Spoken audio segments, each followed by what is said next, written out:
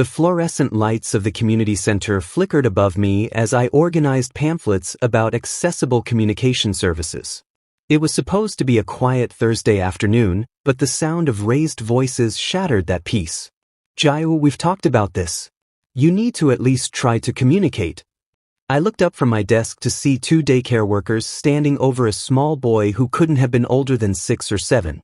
He sat cross-legged on the floor, his dark hair falling into his eyes, hands clenched tightly in his lap. The workers' frustration was palpable, their voices growing louder with each word. We can't keep doing this. He won't participate, won't respond. Something in my chest tightened. I'd seen this before, too many times.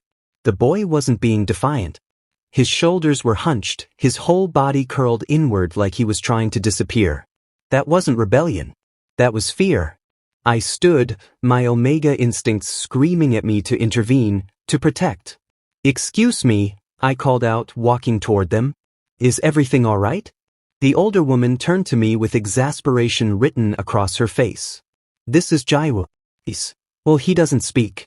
We've tried everything, but he just sits there. His brother is late picking him up again, and we have other children to attend to.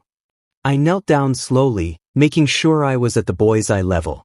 His hands, I noticed them immediately. They weren't still. They were moving in tiny, suppressed movements against his thighs. My heart nearly stopped. Jiwoo, I said softly, and then I lifted my hands and signed, "Can you see me?" His head snapped up. Those dark eyes, previously downcast and dull, suddenly sparked with life. His hands flew up in response, fingers moving in fluid, desperate motions. You know. You understand me. Oh my God, I breathed, switching between sign and speech. He's been using sign language. He's been trying to communicate this whole time. The daycare workers stared at me like I just performed a miracle. Sign language? But we were told he was nonverbal. The therapist said. They never asked, Jiwoo signed, his small hands trembling. They just talk louder. Like I'm deaf and stupid. My throat constricted. I translated for the workers, who had the decency to look ashamed. As they mumbled apologies and retreated, I sat down fully on the floor with Jiwoo, not caring about my dress pants. I'm Minho, I signed. Tell me everything they didn't listen to. For the next 20 minutes, Jiwoo's hands moved like birds finally freed from a cage. He told me about his frustrations, about teachers who ignored his attempts to communicate, about feeling invisible. I listened, responded, and for the first time in what seemed like forever, this child smiled. That's when the door burst open. A man rushed in, and I felt the alpha presence before I even looked up, that characteristic energy that made my Omega senses immediately aware. He was tall, probably in his early 30s, with dark circles under his eyes and a tie hanging loose around his neck. His dress shirt was wrinkled, and he looked like he'd run the entire way here. Jiwoo, I'm so sorry I'm late. The meeting ran over and he stopped mid-sentence, taking in the scene. His brother sitting peacefully with a stranger, both of them using their hands to communicate, both of them smiling. Hyung is here, Jiwoo signed to me. He tries really hard, but he doesn't understand my words. You must be Jiwoo's brother, I said, standing up and bowing slightly. Professional. Keep it professional, Minho. I'm Lee Minho. I'm a sign language interpreter who works here. The man, Jiwoo's brother, stared at his little brother, then at me, then back at Jiwoo. He's talking? With his hands? He's been able to communicate this whole time, I explained gently. Sign language is his language. It's just that no one was listening in the right way. Something crumbled in the alpha's expression. His jaw tightened, and I saw his hands clench into fists, not in anger, but in what looked like agonizing self-restraint. I didn't know, he whispered. All this time I didn't know. Jiwoo stood up and walked to his brother, tugging on his sleeve. When the alpha looked down, Jiwoo signed something simple, something I'd taught him just moments ago. It's okay. You're here now. What did he say? The alpha asked, his voice cracking. I translated, and watched as this grown man's eyes filled with tears he desperately tried to blink away. He lifted Jiwoo into his arms, holding him close. I'm Hyunwoo, he said finally, meeting my eyes over Jiwoo's shoulder. I'm his legal guardian. Our parents, they passed away 4 years ago. His voice was steady, but I could hear the ocean of grief beneath it. That's when Jiwoo stopped talking. We've tried speech therapy, behavioral therapy, everything. Nothing worked. Because they were trying to fix me, Jiwoo signed against his brother's chest. I'm not broken. I translated, and Hyunwoo's grip on his brother tightened. Could you? Hyunwoo started, then stopped. Pride warred with desperation on his face. Would you be willing to work with him? I can pay whatever. Let me help, I interrupted. Not as a transaction.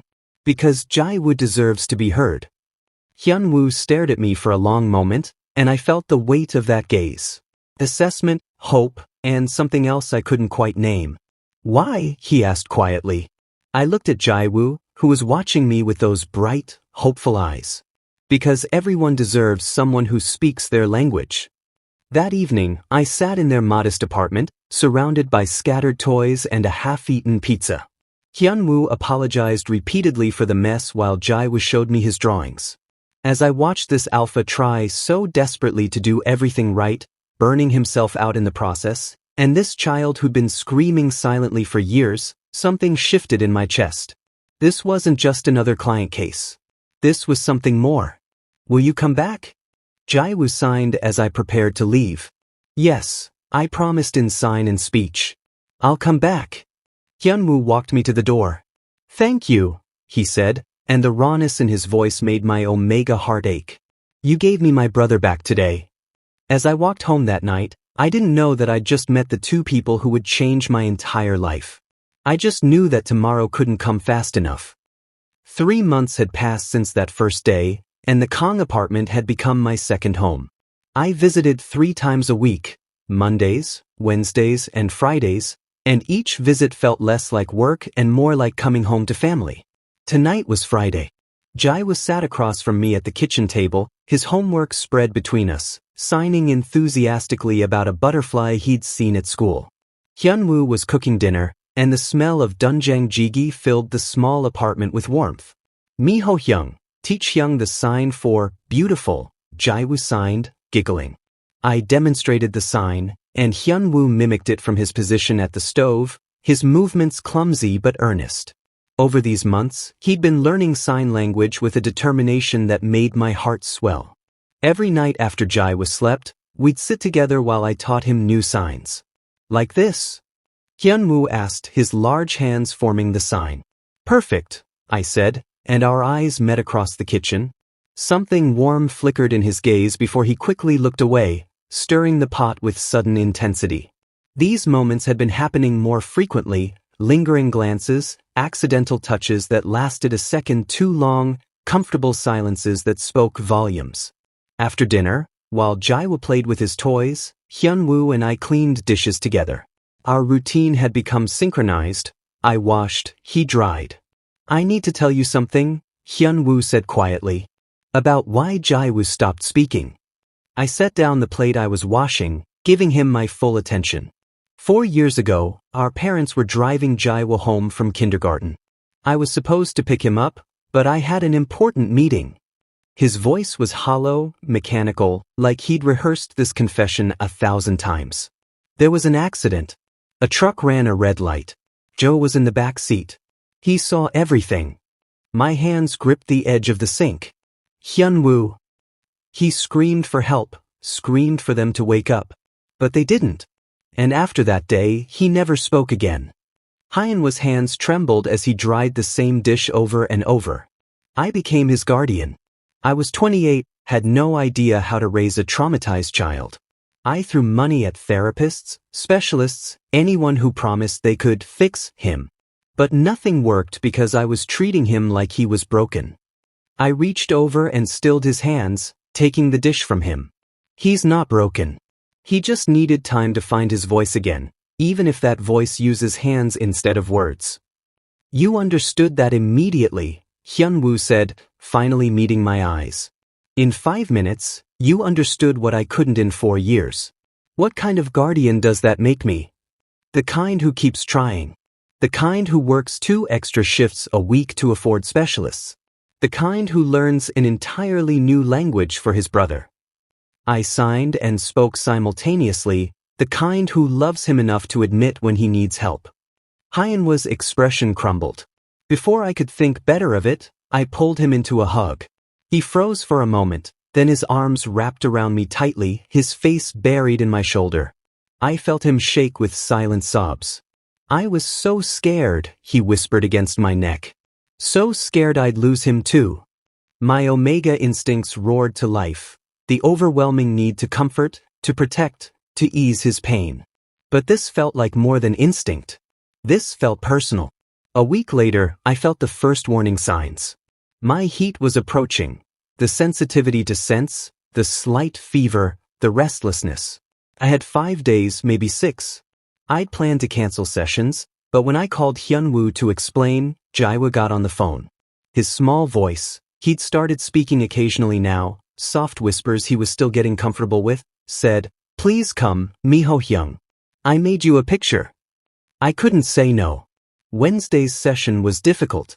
Everything felt too intense. Hyunwoo's sandalwood scent seemed stronger, my skin felt too tight, and I kept losing focus. Jiwoo noticed immediately. "Are you sick?" he signed, concerned. "Just tired," I said, forcing a smile. But Hyunwoo noticed too. As Jiwoo played in his room, Hyunwoo cornered me in the kitchen. "You're in preheat." My face flushed. "I'm fine. I have a few days still. You shouldn't be here." His voice was rough, strained. "It's not safe." "Safe from what?" I challenged. "You've been nothing but respectful."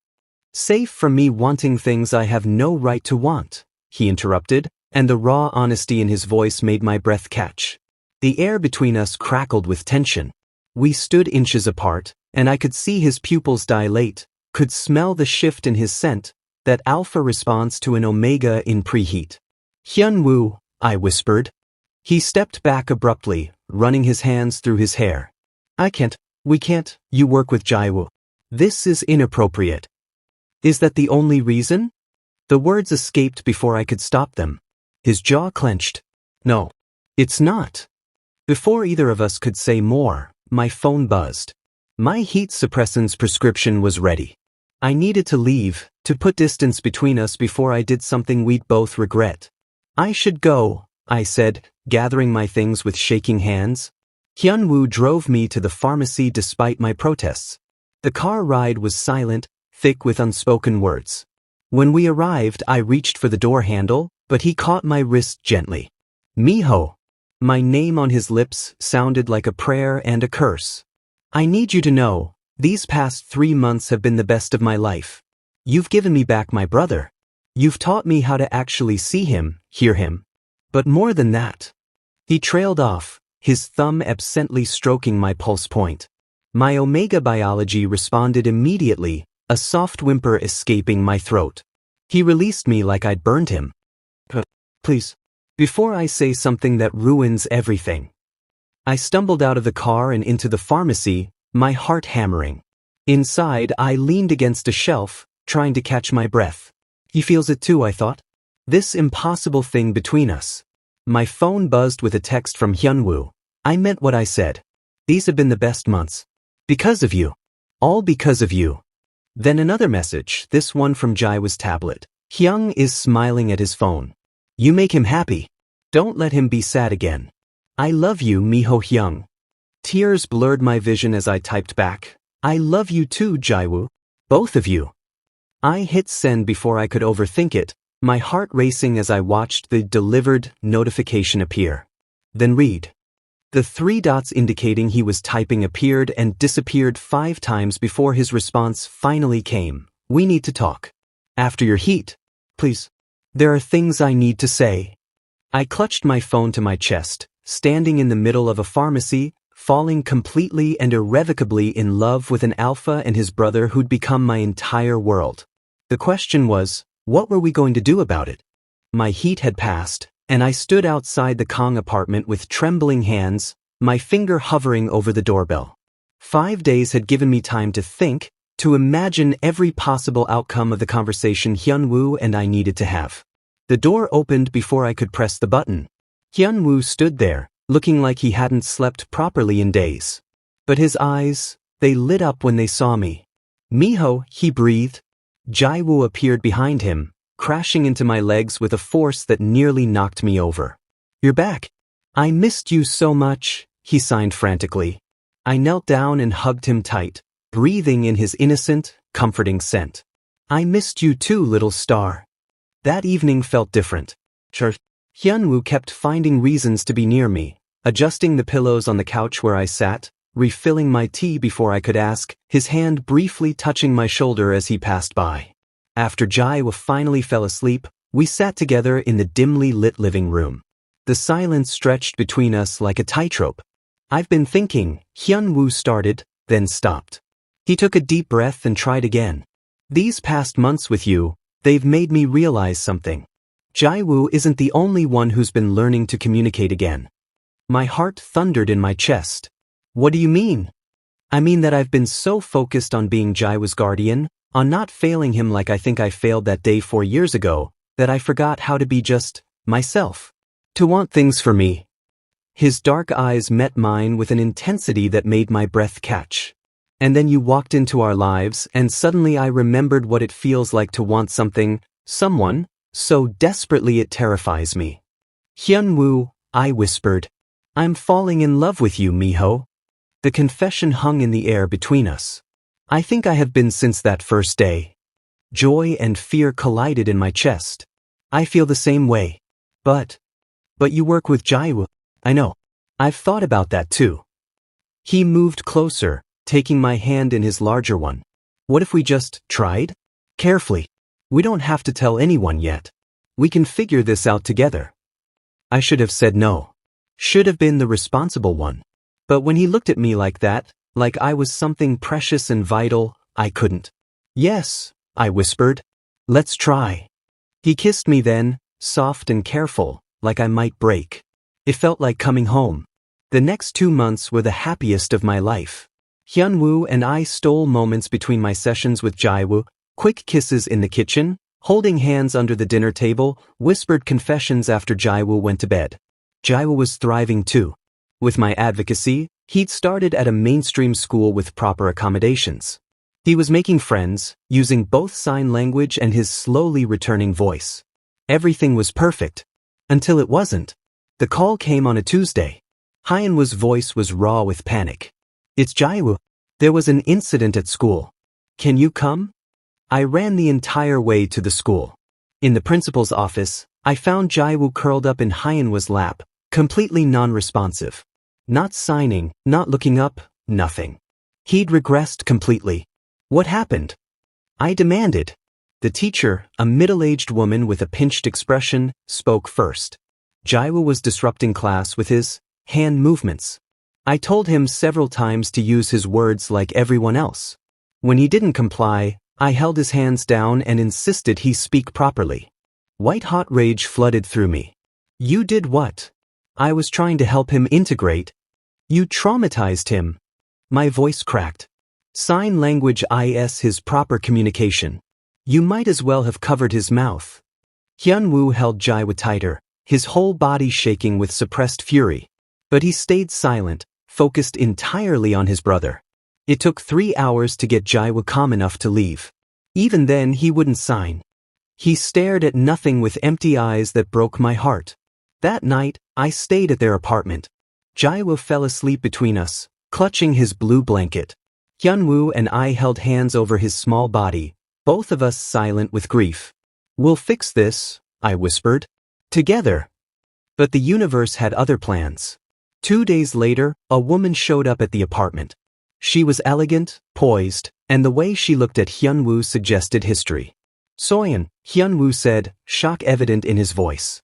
"What are you doing here?" "I heard about Jiwoo's incident. I came to help." Her smile was kind, but her eyes assessed me coldly. "And you are?" "Lee Minho. I'm Jiwoo's sign language interpreter." "How dedicated." Something sharp lurked beneath her sweet tone. "Hyunwoo, we need to talk. Privately." I left, but not before catching fragments of their conversation through the thin walls. "Can't keep doing this alone. Beta partner would provide stability." Omegas are nurturing, but you need someone capable. Each word was a knife between my ribs. The final blow came a week later. Hyunwoo called me, his voice hollow. We need to meet. At the cafe. My stomach dropped. Nothing good ever started with those words. At the cafe, Hyunwoo looked destroyed. Jiwoo's distant relatives are challenging my guardianship. They're claiming I'm an unfit guardian because of the school incident and other factors. What other factors? They hired an investigator. They have photos of us, Minho, holding hands, kissing. They're arguing that I'm too distracted by an inappropriate relationship with Jiwoo's care provider to properly parent him. The world tilted. No, they can't. My lawyer says they have a case. That it looks bad. An alpha guardian in a relationship with the Omega who works with his traumatized brother. They're painting you as someone taking advantage, and me as someone too compromised to see it. Tears burned my eyes. You know that's not true. You know what we have is real. I know.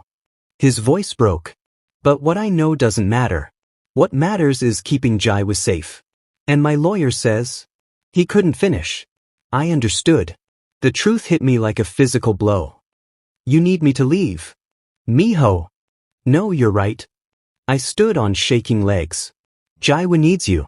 He needs stability, not scandal. I won't be the reason he loses his brother. Don't do this. Hyunwoo grabbed my wrist, his eyes desperate. We can fight this together. And risk them taking Jiwoo away? Never. I pulled free, even though it felt like tearing off my own skin. This was always temporary anyway. He needs more than I can give. The lie tasted like ash, but I forced myself to say it. To walk away. To sacrifice my own heart for theirs. Outside, I collapsed against a wall and sobbed. My phone buzzed with a message from Jiwoo's tablet. Where are you? Why won't you come home? I love you. Please come back. I turned off my phone, unable to bear it. I'd found my family, my home, my everything, and now I had to let it all go. 2 weeks felt like 2 years. I'd moved through each day in a fog, going to work at the community center, coming home to my empty apartment, and pretending my heart wasn't shattered into 1,000 pieces. Every night, I recorded video messages for Jiwoo in secret, signing stories, teaching him new signs, telling him how much I loved him. I sent them to Hyunwoo's email with a simple subject line, for Jiwoo. He never responded, but the messages were marked as read within minutes of sending. On the 15th day, my phone rang. Unknown number. Mr. Lee Minho? A professional voice. This is attorney Park Jin-hee. I'm representing Kang Hyunwoo in his guardianship case. We'd like you to testify. My hands shook. Testify?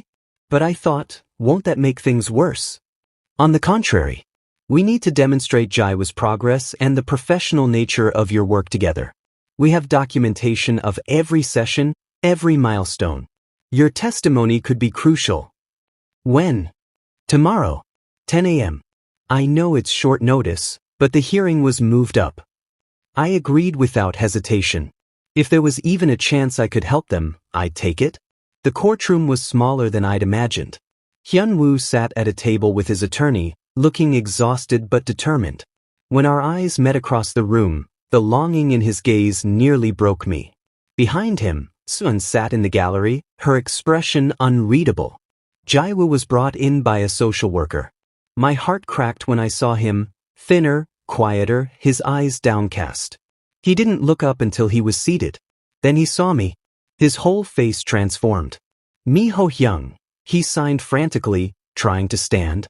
Order, the judge said sternly, but her expression softened when she saw Jiwoo. The child may approach the witness after testimony. The relative's attorney went first, painting a picture of an unstable home, an alpha too young and distracted to properly parent, a traumatized child regressing without proper care. Then it was my turn. I walked to the witness stand on trembling legs, placed my hand on the Bible, and swore to tell the truth. Attorney Park stood. Mr. Lee, can you describe Jiwoo's condition when you first met him? I took a deep breath. He was a child screaming in silence. Everyone saw him as defective, as something to fix. But Jiwoo wasn't broken. He'd found a different way to communicate after trauma took his voice.